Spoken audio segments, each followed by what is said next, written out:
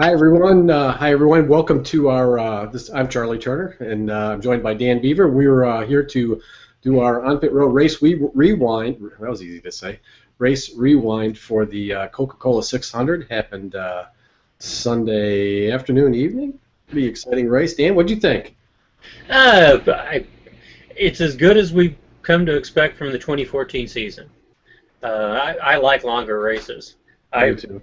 I've been saying let's make it 750 miles and really make it an endurance race. So as long as they'll race, I'll sit here and watch them. Yeah, I know. I've often thought, do like a timed race, do a 6 hour race, or of course some of them end up almost 6 hours, but an 8 hour race, something like that, and throw the miles out the window. But anyway, we have a 600-mile race. We at least have one of those. Uh, Jimmy Johnson comes through, wins at his one of his tracks where he's expected to do well. He finally closed the deal this year. I think most of the naysayers were probably going to go away now after that, and everybody be shaking in their boots. What do you think after that? Yes, he's not out of the woods completely yet.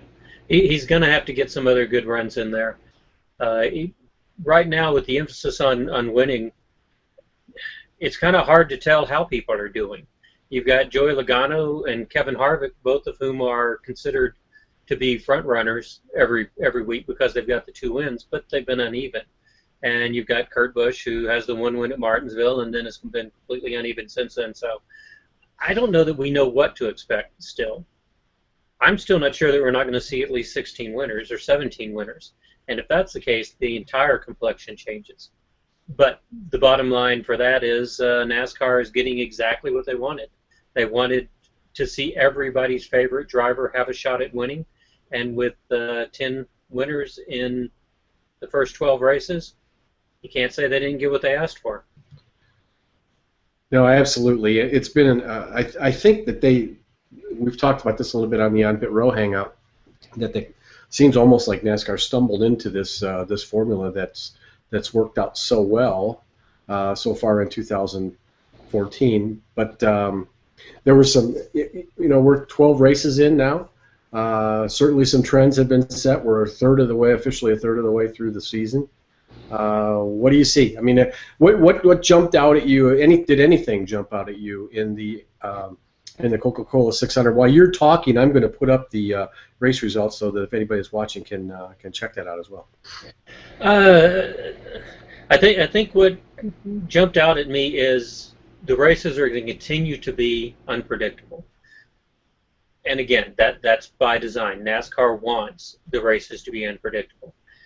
I am not a particular fan of the wave around rule and the free pass rule that got everybody back onto the lead lap after the leaders worked so hard to get them down a lead lap or down a lap.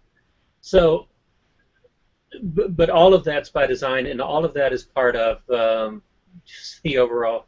I see me in the screen there. Yeah. Um, Overall design of NASCAR to get more drivers and more people involved um, in the outcome of the race. The race itself was fairly typical for a 600 miler at Charlotte. It went through periods where there were long green flag runs. Then we had the short runs between the caution flags, and quite a few caution flags there at the end of the in that period. So for Charlotte, there's always that uniqueness to it that you have to have a car that can be good on the long run and in short runs at the same time. Strategy calls towards the end kind of inverted some of the results. You had drivers who popped up at the end that really hadn't run there all day, like Carl Edwards. Jamie McMurray had an up and down race, but he certainly didn't dominate.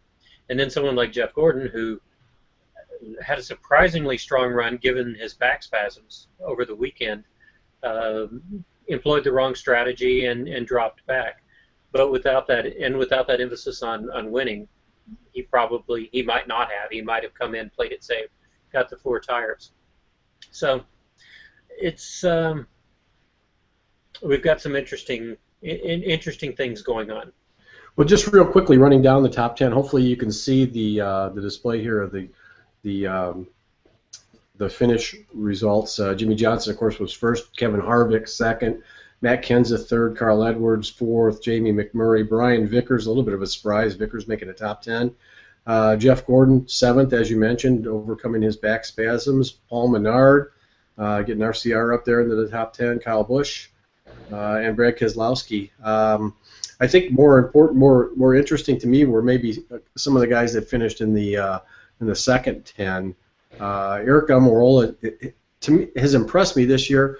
In this race, they hung in there a long time, and I liked that finish. Yeah, and we're finally getting a chance to talk about the Petty Enterprise cars again too, or the Richard Petty Motorsports cars. For a while, both he and Ambrose were running so strong on a weekly basis that they became part of the conversation. Then they seemed to have fallen off a little bit, but they didn't really. Almirola shouldn't have been as much of a surprise as he was, and the same with Vickers. They both have had steady, consistent runs in the past 4 to 6 weeks, but they're just not being very flashy. Almirola's 11th place finish came on the heels of an 8th place finish at Kansas, so it shouldn't have caught us by surprise, and a 13th place finish at Talladega, but it did a little bit. I think that 8th place, Almirola's 8th place and 11th place finish at Kansas and Charlotte underscores the similarity of these two tracks also. That comes up every time you visit one of the cookie cutter courses. Are they really cookie cutter courses? Is it fair to call them that? Or do you have to try to be politically correct and state that all the tracks are different? There were 4 drivers who swept the top 10 in those 2 races, and another 5 racers who swept the top 15. And a lot of them were very close results, like Kevin Harvick's back-to-back second-place finishes, Almirola's 8th and 11th. We had Brad Keselowski finishing 13th and 10th. You had Ryan Newman finishing 11th and 15th. And all that kind of underscores how close these two tracks are to one another, and how similar that track type is, the 1.5 mile tracks. And we don't visit another one until Kentucky, and that's pretty rough, new track. So it's going to have a few surprises, but for the most part, I think when it gets to it, we can come back and look at Charlotte and see who ran well here and have a good idea who's going to run well in that race. Our rookie finishers, they pretty much went to the chalk. Austin Dillon had the best finish of the rookies. He finished, I believe, 16th. Kyle Larson was 18th. A little bit disappointing maybe for those two guys, although they weren't exactly beaten out by any schlubs. No, I think the interesting thing there is that that's the first time in 6 races that Austin Dillon has finished ahead of Kyle Larson. So he can start to make up some of that ground that he lost. Without scoring some top 10s, though, and Larson has 5 in the first 12 races, he's going to have a hard time overcoming him for the Rookie of the Year honors when they start to drop those out. Have you seen enough there between those? I don't really want to get into kind of aesthetic or arbitrary things, but do you see anything there? Those guys, is there a race winner there? To me, Larson is the guy who's most likely to win a race this year, but Austin Dillon got enough to win one somewhere, do you think? We don't know yet. I think we'll get a better sense of it once we return to tracks for the second time. And in some cases, that'll mean that Dillon's going back to a track for the 3rd time. Then if he doesn't get top 10s at that point, we're going to have to say no. Since he's only gotten 1 top 10, and it was on a restrictor plate super speedway, I think right now, if someone put a gun to my head and said, tell me, make a prediction, I'd have to say Dillon isn't capable of winning in his rookie season. Yeah, I think I agree with you there. Okay, well, that's been our race rewind for the Coca-Cola 600 this week. We'll be back next week to talk about where we go next. We go to Dover next, right? Dover. And looking for a win streak from Jimmy Johnson. I got a feeling it could start right here. He's got 8 of them so far. Yeah, I think it's a pretty good chance. All right, thanks for following us this week. We're going to post this up on onpitrow.com, and this will also be part of our On Pit Row magazine, which launches later on this week. So thanks a lot, Dan. Talk to you soon. I'll be here. All right.